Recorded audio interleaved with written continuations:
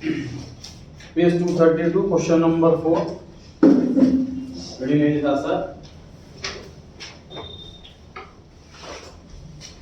Adjustment से start कर रहे हैं। सबसे लास्ट लाइन में लिखा हुआ है proposed dividend for the year ending 2016 and 17 are 50,000 and 75,000। तो 2017 वाला कौन सा है इन दोनों में? 75,000 ऐड करना है कि लेस करना? इग्नोर करना सर। करंट ईयर का प्रपोज डिविडेंड हमेशा इग्नोर करना है, ना कहीं ऐड और ना कहीं लेस। 75,000 इग्नोर। लास्ट ईयर का प्रपोज डिविडेंड कितना दे रखा है सर? 50,000। ऐड करते हैं कि लेस करते हैं? दोनों करते हैं सर। ऑपरेटिंग में ऐड करते हैं, फाइनेंसिंग में लेस करते हैं। कुछ चीजें तो ऐसी हैं जो रट्टी भी जा सकते हैं आप। प्रपोज डिविडेंड लास्ट ईयर का ऑपरेटिंग में ऐड। सबसे पहले सर आएगा प्रॉफिट फॉर द ईयर, उसके बाद ऐड प्रपोज्ड डिविडेंड। इसके लिए कोई नोट देने की भी जरूरत नहीं है। ये करंट ईयर का इग्नोर कर रहे हैं या ऐसा कोई नोट यहाँ पर प्रीवियस ईयर ही लिखा है हमने।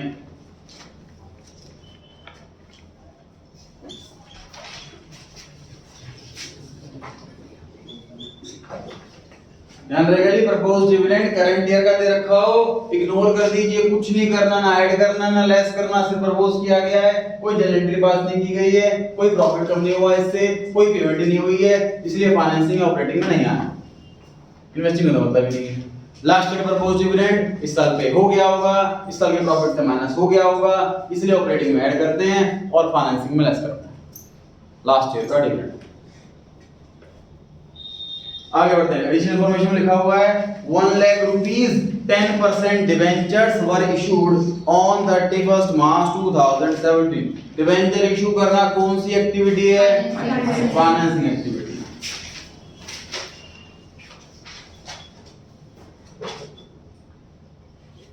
ऐड करना है कि लेस करना है? डिबेंचर इशू करना, ये इनफ्लो है, ऐसा आएगा, इसीलिए ऐड किया जा रहा।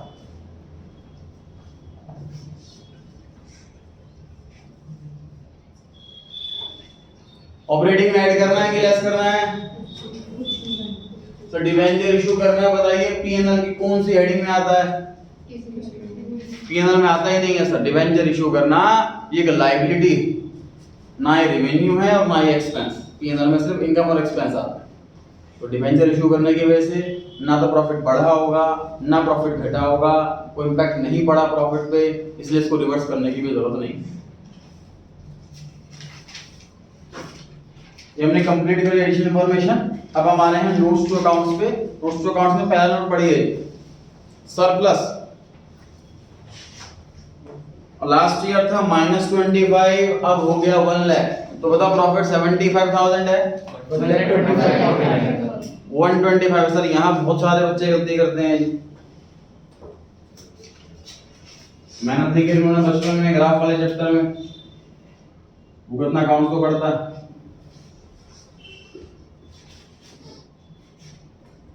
-25,000 लास्ट ईयर था और इस साल 1 लाख है। तो इंक्रीज कितना हुआ है? 125 इंक्रीज हुआ। यहाँ 25,000 का गैप है, यहाँ 1 लाख का गैप है, टोटल 125 का गैप। और समझने के लिए ये सर लास्ट ईयर ये पोजीशन थी, अब इस साल पता नहीं कितना ऐड हो गया ऐसा कि हमारा पीएनएल 1 लाख बन गया। -25,000 में कुछ प्लस हो गया ऐसा। इसको ऐसे भी समझ लीजिए कि सर लास्ट ईयर -25,000 पोजीशन थी, इस साल प्रॉफिट हुआ पता नहीं कितना हुआ, एक्स मान लिया, और उसके बाद हमारा प्रॉफिट 1 लाख बन गया। तो एक्स वैल्यू फाइंड आउट करनी है। इस तरीके से प्रॉफिट निकालना है आपको करंट ईयर का। तो जब भी प्रॉफिट माइनस में आ जाए, कोई एक फिगर या दोनों फिगर माइनस में आ जाए सरप्लस वाली, तो डबल अलर्ट होकर बड़ा ध्यान से करना ये वाला पॉइंट। इसमें जल्दबाजी नहीं करना, चाहे तो ऐसे एक्स मान के कर लिया, ग्राफ बना के कर लिया, ऐसे एडलेस करके कर लिया, जैसे कंफर्टेबल लगे, लेकिन इस वाले पॉइंट को स्लो करना एग्जाम में।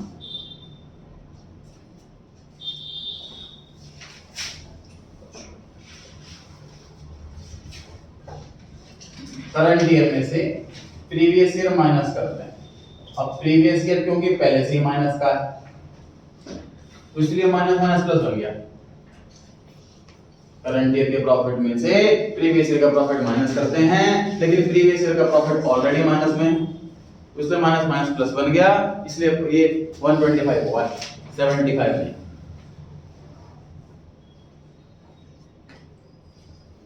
पॉइंट नंबर 2 में डिवेंचर दे रखे हैं सर लॉन्ग टर्म बोरोइंग्स में। डिवेंचर लास्ट ईयर 150 थे और अब 250 हो गए। इसका मतलब है कि लाख के डिवेंचर इशू है, लेकिन ये पॉइंट तो पहले कर चुके हैं। मतलब एडिशनल इन्फॉर्मेशन में अगर ये बात नहीं लिखी होती कि डिवेंचर इशू हुए 1 लाख के, तो भी हम यही आंसर लिखते, क्योंकि अगर लॉन्ग टर्म लायबिलिटी बढ़ रही है तो लोन दिया है। पॉइंट 3 पे आ जाए, या लग रहा है पॉइंट 2 में कुछ रह गया? डिवेंचर पेंटर्स से कुछ बोला नहीं है, देना कंपलसरी है कि नहीं? डिवेंचर पेंटर्स देना कंपलसरी है सर, चार्ज अगेंस्ट प्रॉफिट है, तो डिवेंचर इंटरेस्ट के लिए कुछ भी ना बोला हो तो भी डिवेंचर इंटरेस्ट देना ही देना है।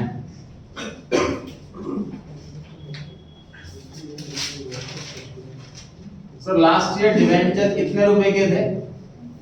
साल के एंड में डिवेंचर कितने के हुए?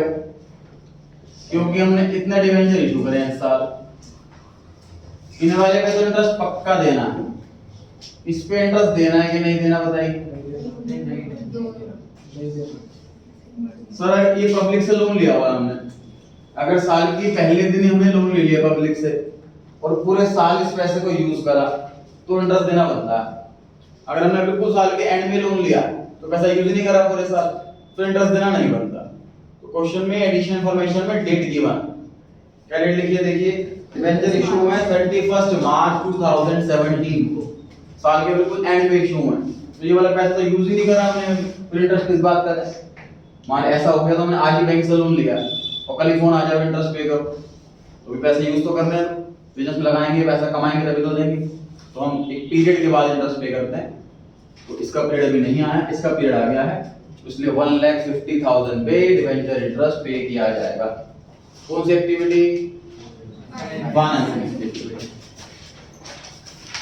ये जो पर्टिकुलर्स का कॉलम है इसके लैंग्वेज में कोई रिजिडिटी नहीं है, जो मर्जी आपको लिखना, इसमें लिख सकते हैं proceeds from issue of debentures, proposed dividend paid, सिर्फ डिविडेंड पेड, इसमें कोई लैंग्वेज के मार्क्स नहीं कटेंगे अभी।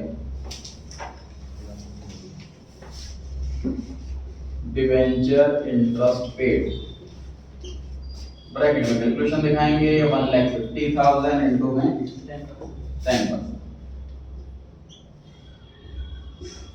ब्रैकेट लगाने का मन है कि नहीं?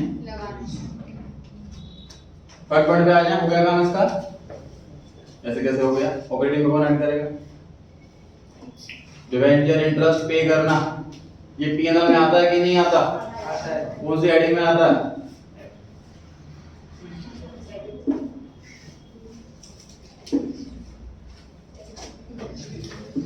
फाइनेंस कॉस्ट में आता है, इसकी वजह से प्रॉफिट घट गया होगा, अब ऐड कर देंगे। तो लाइन छोड़ के ऐड कर रहे हैं यहाँ पर, क्योंकि इससे पहले प्रॉफिट बिफोर टैक्स वाला प्रॉफिट आता है, तो लाइन छोड़ने के बाद फिर आप ऐड करें, ऐड डिवेंचर इंटरेस्ट।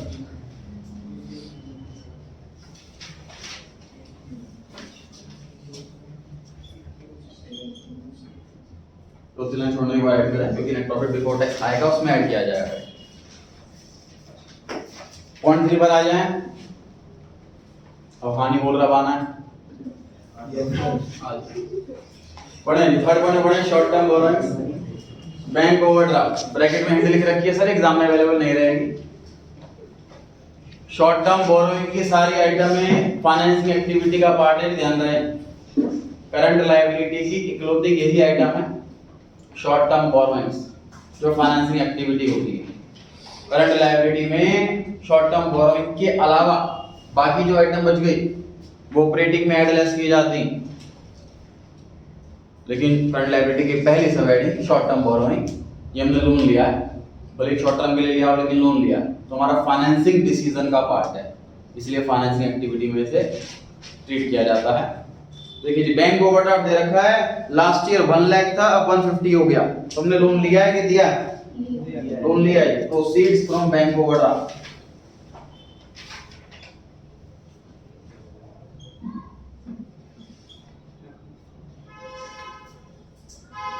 1 लाख की 150 ऐड के लेस ऑपरेटिंग में क्या करना है? कुछ नहीं।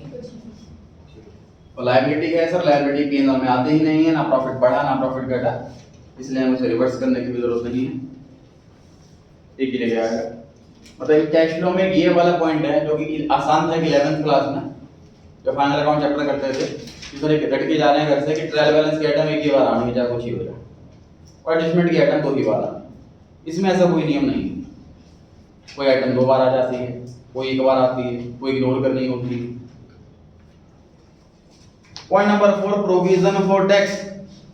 लास्ट ईयर का है 75,000, करंट ईयर का है 1,25,000। सर इंडिया में है इनकम टैक्स का पोस्ट पेड कनेक्शन, कमाओ उसके बाद टैक्स को, एडवांस में टैक्स नहीं भरना होता। तो लास्ट ईयर जो हमने प्रॉफिट कमाया था, लास्ट ईयर का जो टैक्स बना था वो इस साल पे करा होगा। तो टैक्स पेड कौन सा होता है?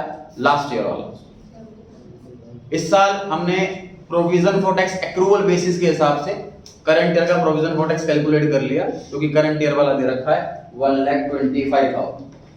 इतना हमने क्रिएट करा है प्रोविजन इस साल का एक्रूवल बेसिस के हिसाब से, तो इस अमाउंट से प्रॉफिट घट गया होगा, इसलिए यही अमाउंट ऐड बैक करेंगे।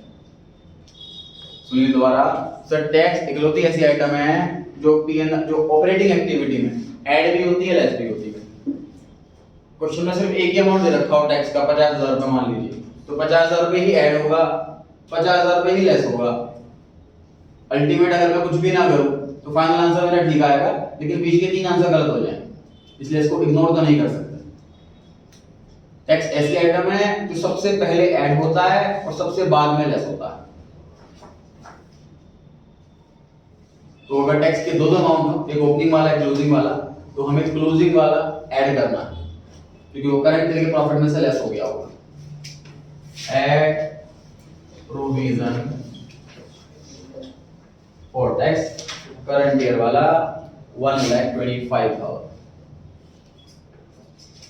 लास्ट ईयर वाला लेस करना है, तो मैं तो अपने एग्जाम में पहले ही पेज के सेकंड लास्ट लाइन में लिख देता था लेस टैक्स पेड, ताकि मुझे दोबारा क्वेश्चन रीड ना करना पड़े, या मुझे डर था कि मैं छूट ना जाए ये पॉइंट। लेस टैक्स पेड 75,000 इस पेज के सेकंड लास्ट लाइन में पहले से लिख सकते हैं ताकि छूट ना जाए लिखना।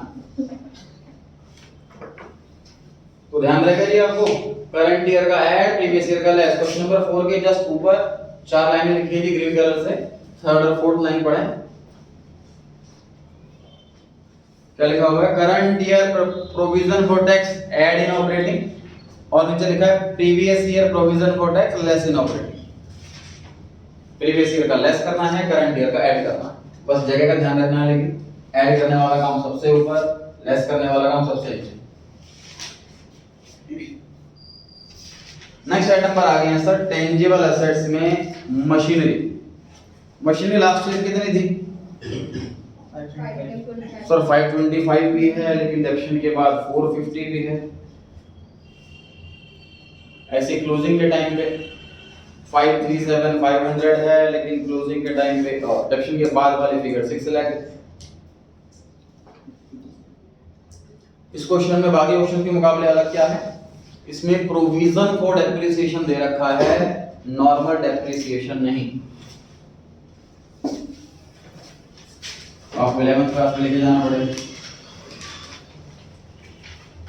टॉपिक आप छोड़ कर गए।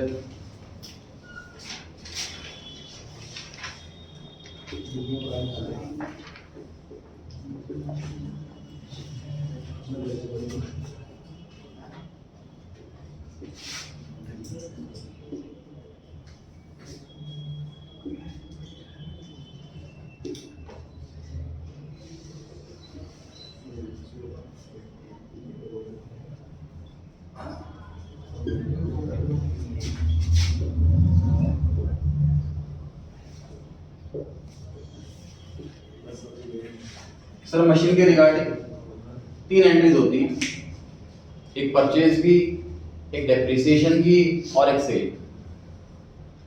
पहली परचेज की एंट्री, दूसरी डेप्रिसिएशन की, तीसरी सेल की। मशीन सर एसेट है, डेबिट करने से बढ़ेगा, क्रेडिट करने से घटेगा। तो डेप्रिसिएशन मशीन अकाउंट डिक्रीज होने की 2 वजह होती हैं, एक डेप्रिसिएशन और एक सेल। ऑल्टरनेटिव प्रेजेंटेशन,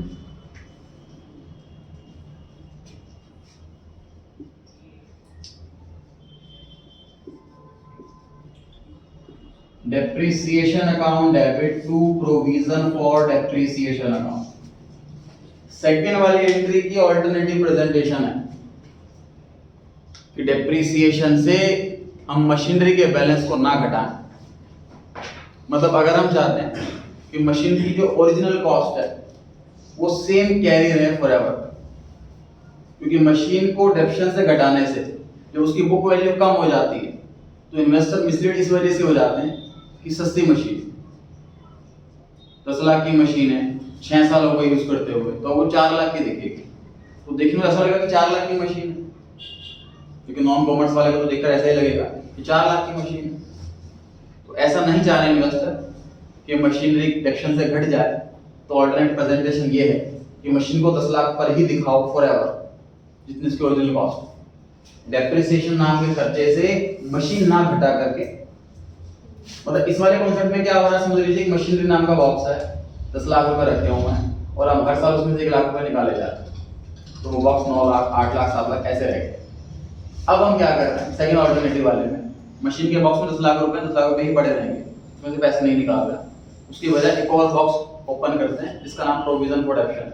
इसमें डाल देंगे 1 लाख रुपए हर साल, 1 लाख, नेक्स्ट 1 लाख और डालें 2 लाख हो गए, फिर 1 लाख और डालें 3 लाख हो गए, वो बॉक्स बनता रहेगा, बड़ा होता रहेगा प्रोविजन फॉर डेप्शन का। देखिए machinery 10 lakh less provision for डेप्शन 1 lakh, तो प्रेजेंटेशन ऐसे रहेगी नेक्स्ट ईयर। 10 लाख में से 1 लाख या 9 लाख के रहेगा। अगले साल ये प्रेजेंटेशन हो जाएगी,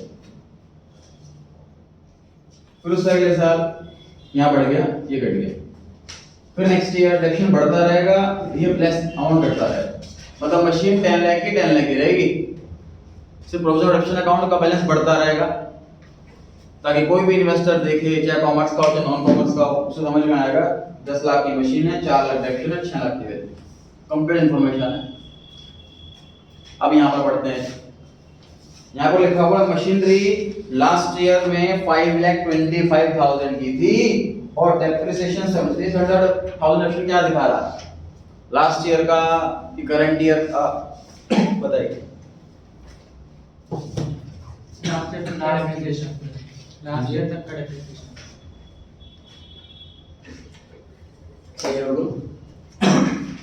मशीनरी जब से खरीदी है तब से लेके लास्ट ईयर तक का डेप्रिसिएशन 75,000।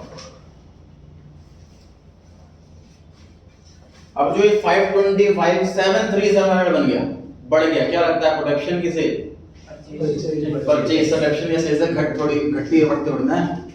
एक मशीनरी बढ़ गई जो कि पहले 5 लाख समथिंग की थी, अब वो 7 लाख समथिंग की हो गई है, बढ़ गई, तो परचेज क्योंकि तभी बढ़ रही है, मतलब मशीन बढ़ने का तो सिर्फ एक ही वजह हो सकती है, परचेज, कोई दूसरी वजह हो नहीं सकती। जो डेप्शन है 1,500 का बता रहा, जब से मशीन खरीदी है तब से लेके करंट ईयर तक का डेप्रिसिएशन। मान लीजिए टोटल 3 साल पुरानी मशीनरी है, तो 75,000 बता रहा है 2 साल का डेप्शन, और ये बता रहा है 3 साल का डेप्शन टोटल। एक्टिव डेप्शन जो करंट ईयर वाला है वो ये इंडिकेट कर रहा है कि जब से एसेट खरीदी है तब से लेके लास्ट ईयर तक करंट ईयर तक का टोटल डेप्रिसिएशन, और जो 75 है वो दिखा रहा है कि जब से मशीनरी खरीदी है तब से लेके लास्ट ईयर तक का टोटल डेप्रिसिएशन। अब इन दोनों के डिफरेंस अमाउंट से हम करंट ईयर का डेप्शन निकाल सकते हैं। टोटल 2 साल का डेप्शन, टोटल 3 साल का डेप्शन, तो इसका डिफरेंस 1 साल का डेप्शन। बताएं डेप्शन कितना होगा करंट ईयर का, डेप्शन निकालने के लिए 137,500 माइनस 70,000 कितना बताया 62,500। और जो मशीनरी का डिफरेंस है वो परचेज ऑफ मशीनरी है सर,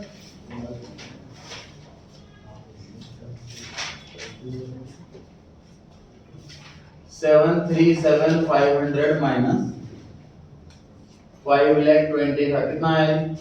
2,12,500 ब्रैकेट लगाना है कि नहीं? परचेज करिए मशीनरी सर, आउटफ्लो में पैसा जा रहा है, ब्रैकेट लगेगा। इस क्वेश्चन में सर अकाउंट बना के क्यों नहीं समझाया? अकाउंट बनाने की रिक्वायरमेंट तभी आएगी जब किसी अकाउंट के बारे में 3 इंफॉर्मेशन अवेलेबल रहेगी। अकाउंट में 3 इंफॉर्मेशन लिखेंगे, फिर बैलेंस शीट का चौथी इंफॉर्मेशन लिख लेंगे। इस क्वेश्चन में सिर्फ 2 ही इंफॉर्मेशन अवेलेबल है, एक ओपनिंग बैलेंस है, क्लोजिंग बैलेंस। इसलिए इस क्वेश्चन में अकाउंट नहीं बनेगा।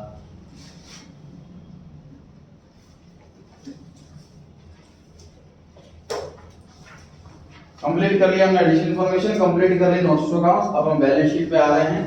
बैलेंस शीट लायबिलिटी साइड से स्टार्ट कर रहे हैं। शेयर कैपिटल लास्ट ईयर भी 1 लाख, इस साल भी 1 लाख, नेशनल रीडिंग। उसके बाद इसके आगे नोट नंबर लिखा है उसको पढ़ने की जरूरत नहीं है।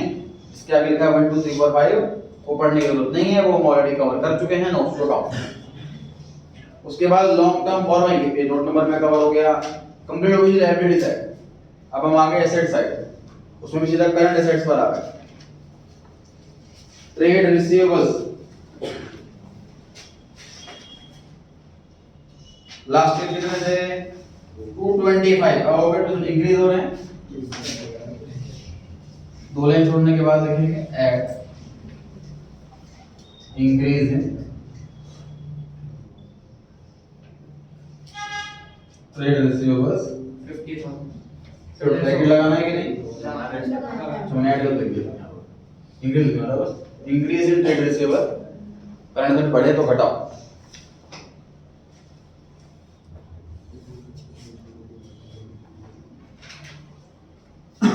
Cash and cash equivalent closing वाला कितना है? 50,000। ओपनिंग वाला है 25,000। साल की शुरुआत में हमारे पास 25,000 रुपए थे, साल के एंड में 50,000 हो गए। इसका मतलब इस साल 25,000 से हमारा कैश इंक्रीज हुआ है, तो यहाँ पर हम इंक्रीज वर्ड लिख सकते हैं।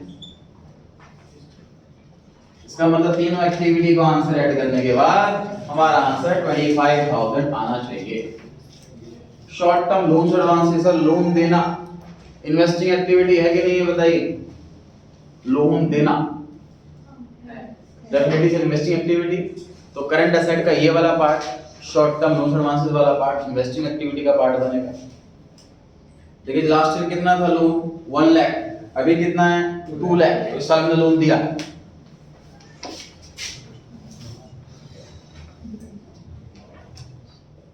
Short term loan given 1, bracket लगाना है कि नहीं? लगाना है। लोन दिया है हमने, आउटफ्लो में पैसा जा रहा है। करंट एसेट्स का शॉर्ट टर्म एडवांसेस वाला पार्ट इन्वेस्टिंग एक्टिविटी का पार्ट बनेगा, जैसे करंट लायबिलिटी का शॉर्ट टर्म बोरोइंग फाइनेंसिंग का पार्ट बनेगा। कंप्लीट हो गया जी क्वेश्चन। पहला आंसर निकालिए। ऑपरेटिंग का क्या नाम है इसको? Operating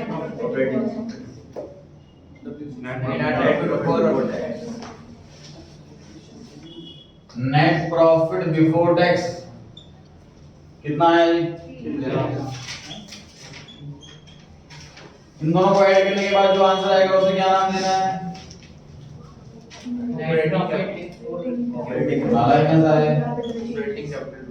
operating operating profit before working capital changes. उसके बाद ट्रेड रिसीवेबल लेस करने के बाद जो आंसर आएगा उसे क्या नाम देंगे? कैश जनरेटेड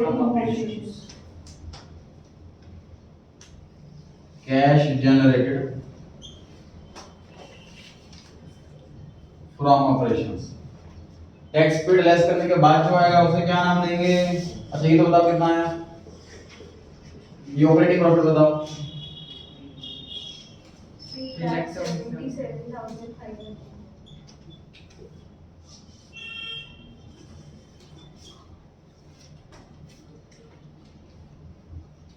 ये हमारा पहला आंसर 3 लाख वाला, दूसरा ये वाला आंसर, तीसरा ये वाला आंसर, चौथा हम निकाल रहे हैं।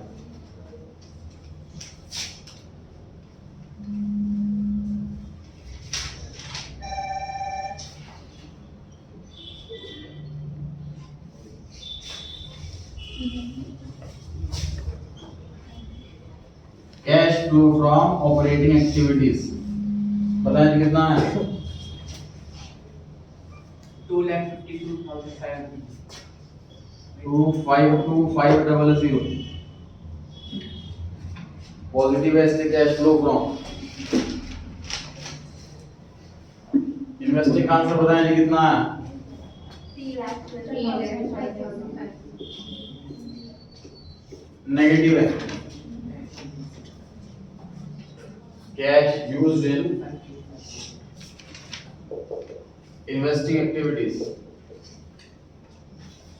फाइनेंसिंग का कितना आंसर है ये बताएं पॉजिटिव है इसलिए कैश फ्लो फ्रॉम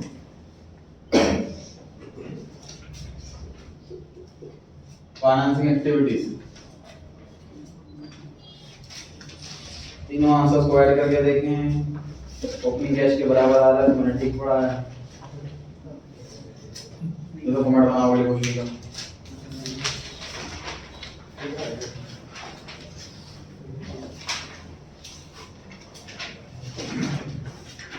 पिछले क्वेश्चन में हमने प्रोविजन फॉर टैक्स वाला नया पॉइंट सीखा और एक्टिव वाला पॉइंट नया सीखा शॉर्ट टर्म मोशन आंसर वाला पॉइंट नया सीखा सर वो शॉर्ट टर्म मूवमेंट मार्केट में डिग्री हम लोग वापस मिल गया हम लोग ने रखा था पैसा वापस मिल गया ऐड कर देते ऑपरेटिंग इन्वेस्टिंग में ऐड कर देते अभी माइनस कर दें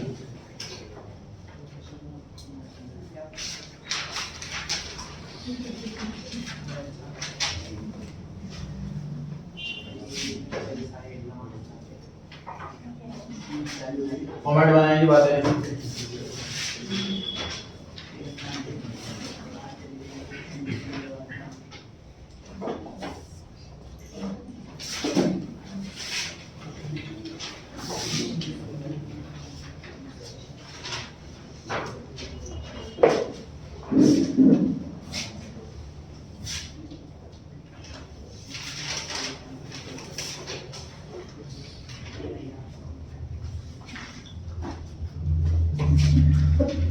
question number 5 tau rating order का मैं हुआ है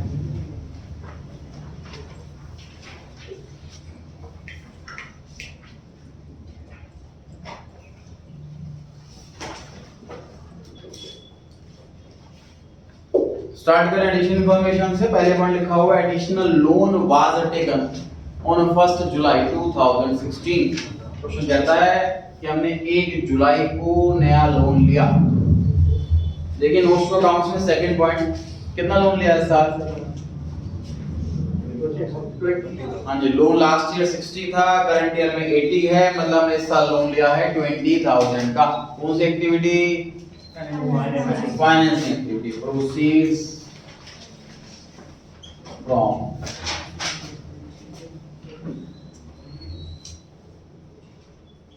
लॉन्ग टर्म लोन ब्रैकेट लगाना है कि नहीं लगाना सर इनफ्लो है पैसा आ रहा है लोन लेंगे तो कैश इनफ्लो है इसलिए ब्रैकेट नहीं लगेगा ये डेट क्यों लिखी है जुलाई जुलाई डेट से क्या फर्क पड़ा 20,000 इंटरेस्ट निकालने में हेल्प करने वाला है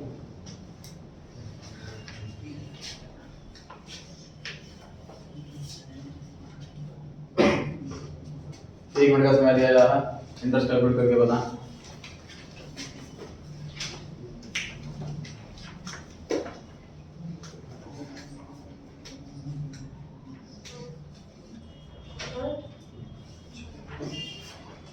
आंसर बोले नहीं मैं कॉपी पे चेक कर लूंगा इधर है सर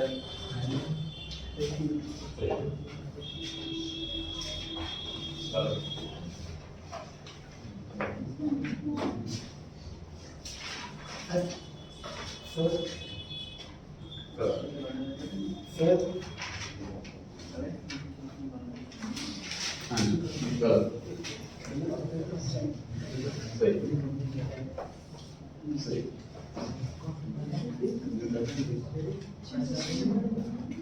60,000 का लोन पहले से ही लिया हुआ पूरे साल पैसा इस्तेमाल करा पूरे साल का इंटरेस्ट जा रहा जो नया लोन लिया है 20,000 रुपए का वो सिर्फ 9 मंथ यूज करा तो उस पर इंटरेस्ट सिर्फ 9 मंथ का आ जाएगा। इसको सॉल्व करने से 6000 आ रहा है, इसको सॉल्व करने से 1500 आ रहा है, मतलब 7500 आ रहा है। ब्रैकेट लगाना है कि नहीं?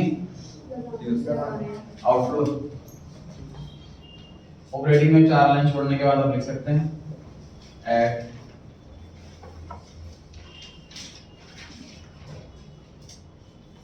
Interest on long term loan 7500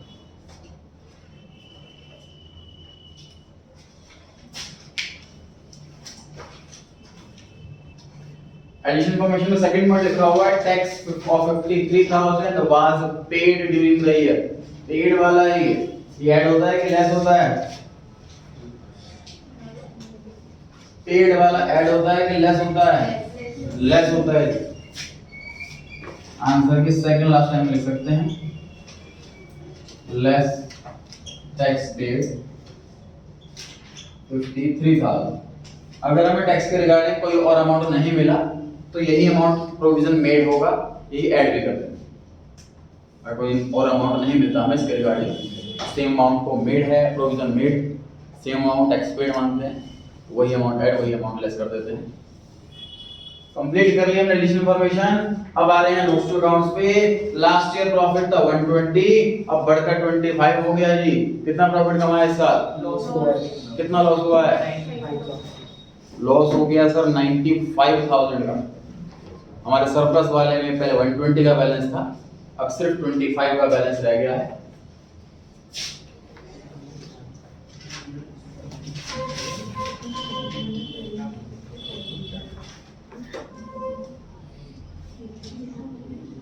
loss for the year कैसे निकालते हैं? करंट ईयर का प्रॉफिट माइनस प्रीवियस ईयर का प्रॉफिट, ये ऑटोमेटिकली माइनस में आएगा, इसलिए लॉस हो गया।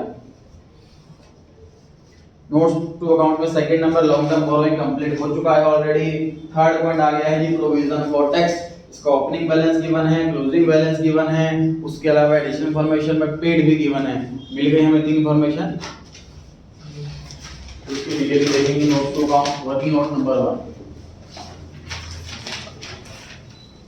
Provision for tax.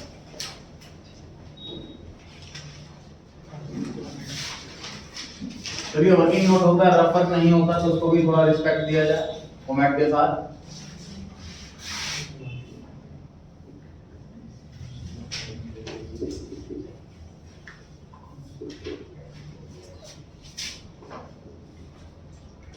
Provision for tax asset है कि लायबिलिटी? लायबिलिटी। क्रेडिट बैलेंस की debit balance? Credit balance. Liability, capital, revenue, 3 item का क्रेडिट बैलेंस होगा।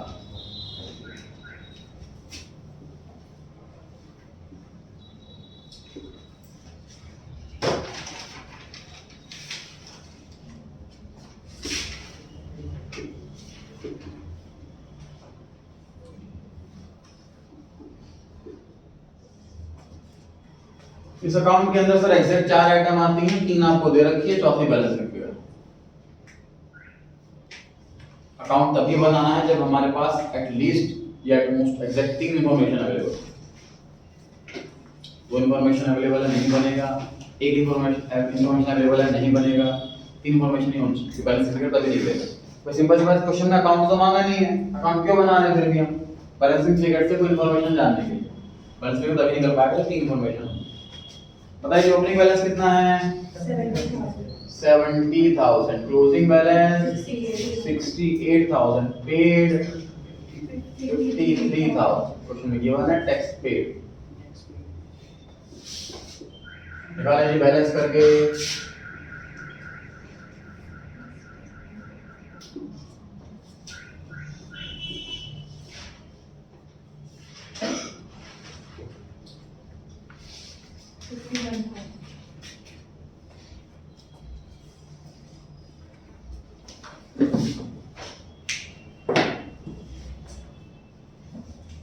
ये पीनल से अमाउंट क्रेडिट करा हमने।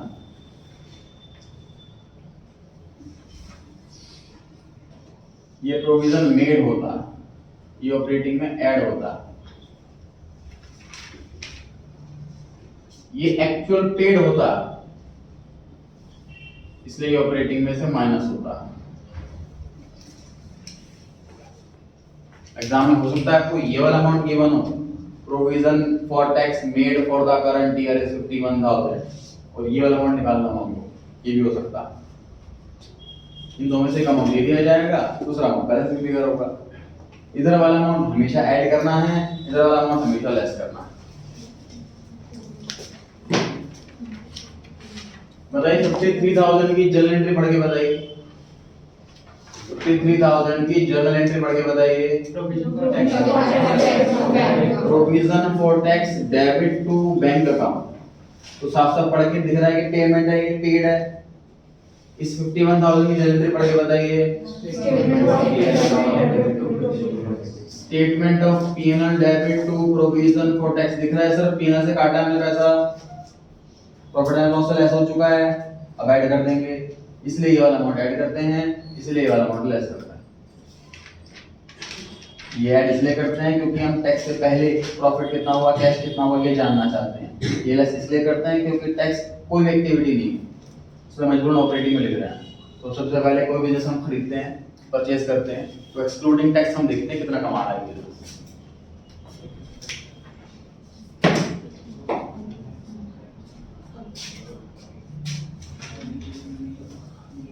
Add provision for tax 51,000 कहाँ पूछेगा, 51 कहाँ से आया, ब्रैकेट में बताएंगे जी, वर्किंग नोट में अपन चेक कर लो।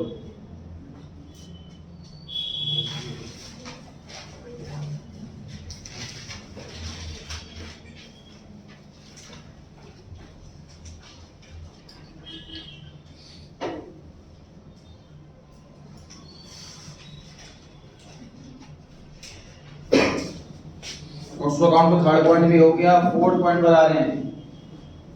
Fourth point, machine last year कितनी थी, 2,15,000, अभी कितनी है, 384। डेप्शन है कि सेल, परचेज। कौन सी एक्टिविटी, क्या नाम लिखे हैं, परचेज ऑफ मशीनरी। कितना अमाउंट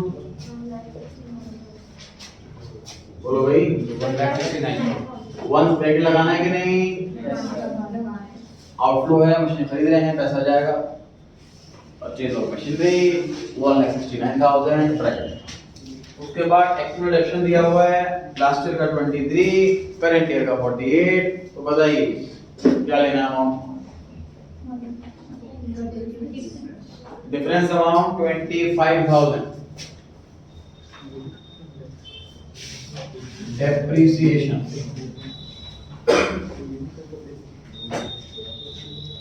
लेकिन सर आपने कहा था जो पीएनएल की आइटम होती है उनमें डिफरेंस नहीं लिया जाता, वो करंट ईयर की ली जाती है, याद है कुछ, तो इसमें डिफरेंस कैसे ले रहा है, करंट ईयर क्यों नहीं ले रहा है, क्योंकि वो टोटल बताया, क्योंकि प्रोविजन फॉर डेप्शन पीएनएल की आइटम है ही नहीं, बैलेंस शीट की आइटम है। प्रोविजन फॉर डेप्शन पीएनएल में नहीं आता, ये बैलेंस शीट में आता, तो बैलेंस शीट की आइटम का डिफरेंस लिया जाता, ठीक है। कंप्लीट करिए नोट्स को, काम सब बैलेंस शीट पर आ रहे हैं। बैलेंस शीट में जिसका कि नोट नंबर मेंशन है वो हम ऑलरेडी कवर कर चुके हैं, हमको दोबारा नहीं पढ़ना। पहली item share capital, last year कितना था, 1 लाख, अभी कितना है, 3 लाख। क्या हो गया ये, इशू ऑफ शेयर। कौन सी एक्टिविटी, फाइनेंसिंग। कितना अमाउंट, ब्रैकेट लगाना है कि नहीं,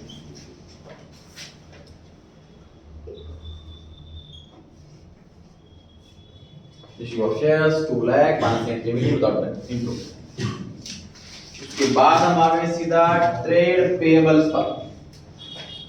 लास्ट में कितना था, 20, अभी कितना है, 6। इंक्रीज है कि डिक्रीज, डिक्रीज। 2 लाइन पर करके लिखेंगे, डिक्रीज है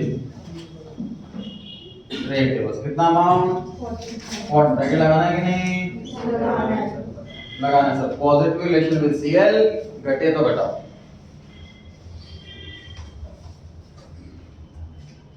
इसके बाद हम आ गए एसेट साइड पे, इन्वेंटरी पे। लास्ट ईयर कितनी थी, 60, अभी कितनी है, 67। इंक्रीज है कि decrease, increase. Increase in inventories कितना अमाउंट 7,000 ब्रैकेट लगाना है कि नहीं लगाना sir negative relation with C बढ़े तो घटाओ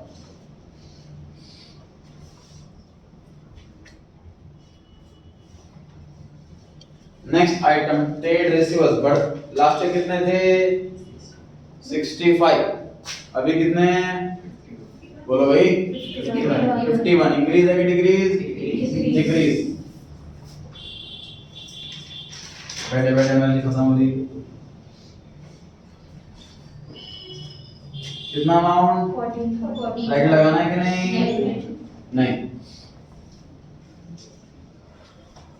नेगेटिव रिलेशन विद सी है घटे तो बढ़ाओ इसके बाद cash and cash equivalent last year कितना था बोलो 49,000 था जी लास्ट ईयर मतलब ओपनिंग वाला करंट ईयर का कितना है 25,000 लास्ट ईयर हमारे पास 49,000 कैश था इस साल 25 है तो इंक्रीज हुआ कि डिक्रीज डिक्रीज कितना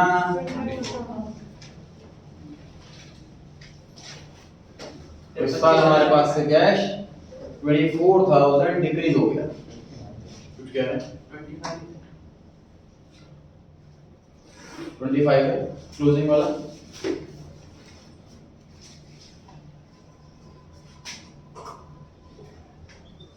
नेट डिक्रीज फिर क्या तीनों एक्टिविटी का आंसर ऐड करने के बाद माइनस का 24,000 आना चाहिए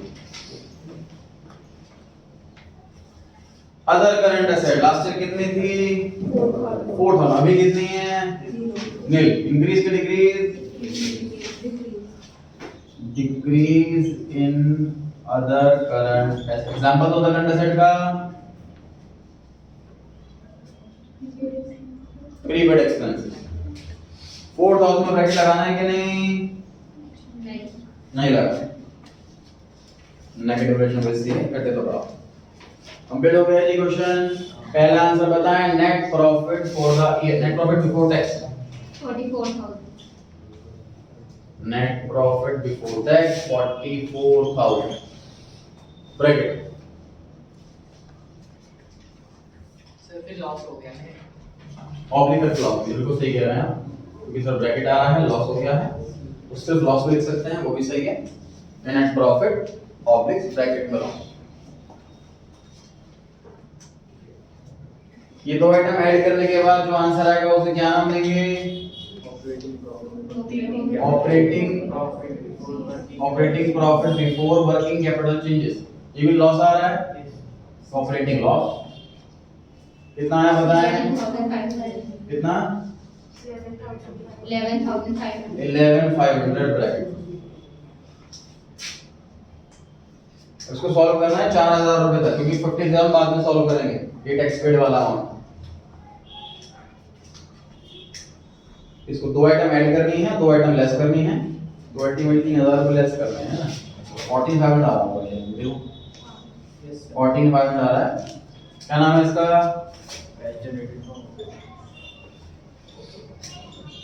कैश जनरेटेड फ्रॉम ऑपरेशन 50,000 रुपए और नेगेटिव है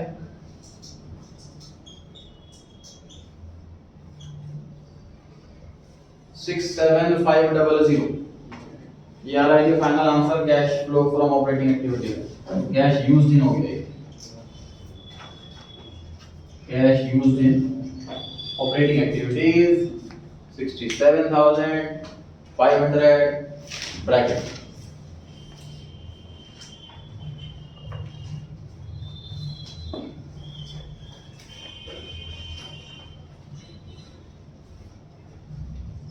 इन्वेस्टिंग में क्या आइटम है 1,69,000 ब्रैकेट में cash used in investing activities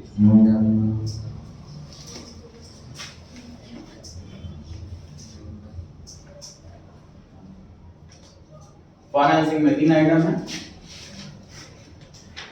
2,12,500 तो ये हो गया पॉजिटिव तो cash flow from financing cross check करें तीनों आंसर को ऐड करके चेक करें सेम आंसर आ रहा है कि नहीं